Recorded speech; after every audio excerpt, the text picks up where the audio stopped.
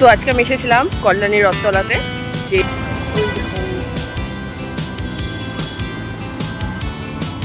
ছাতার ফাঁক দিয়ে এত রোদে এসেছি ভিডিও করার জন্য।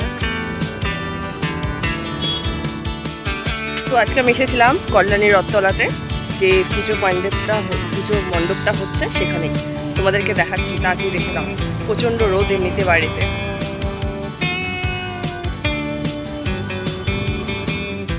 দু 2025 সালে কল্যাণী রথতলা পুজোর এবার প্যান্ডেলের যে থিমটা হলো আমেরিকার স্বামীনারায়ণ মন্দির। প্রায় অনেকটাই তৈরি হয়ে গিয়েছে, সেদিন আমি গিয়েছিলাম তাই একটু ভিডিও করে এনেছি, তোমরাও দেখে ফেলো। এখানেই হবে সেই মন্দিরের আদলে তৈরি।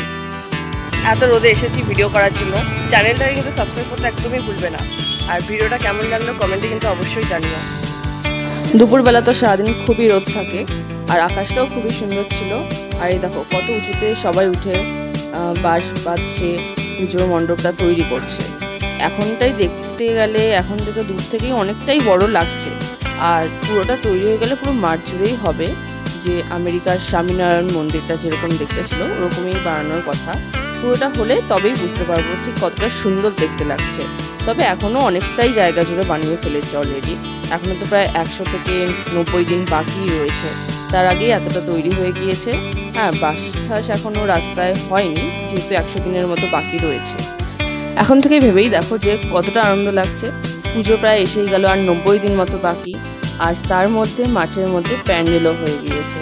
আর এখানে যখন পুরোটা তৈরি হবে তখন তো পুরো চোখ জুড়িয়ে থাকবে। আর আমি তো প্রথম দিনই আসবো ঠিক করে নিয়েছি, তোমরাও জানিও কবে আসবে দেখতে। আর তারপরে হলো গিয়ে রথতলাতে আগের বারই হয়েছিল প্রেম মন্দির, আর এবার হচ্ছে আমেরিকার স্বামীনারায়ণ মন্দির।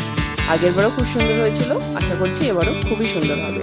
তারপর এখান থেকে চলে গেলাম একটু বিকেলের দিকে ঘুরতে, তাও কোথায়, রানী রাসমণি ঘাটে। আর সন্ধ্যাটা খুব সুন্দর লাগছিল, ঠিক এরকমই।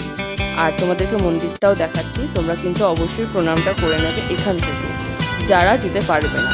আর যারা এসেছো কমেন্টে কিন্তু জানিও তোমরা এসেছো, কতটা ভালো লেগেছে এখানে এসে। আর তারপরে খেলাম একটা ছোট্ট মিষ্টি, তারপরে খেয়ে দে বাড়ি।